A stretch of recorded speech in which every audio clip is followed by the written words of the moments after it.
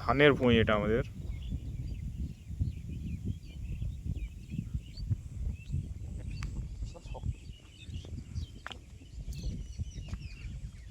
এই পেয়ারা গাছ, এই পেয়ারা গাছটা খুব মিষ্টি পেয়ারা, তাই আমরা প্রত্যেকবার আসি খেতে।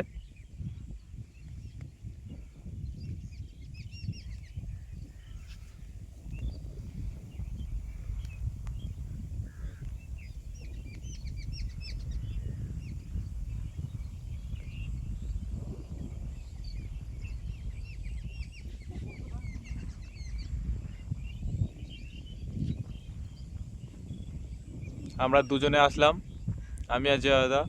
সামনে হাঁটছে, একটু হাই করে দাও। Hi, hello.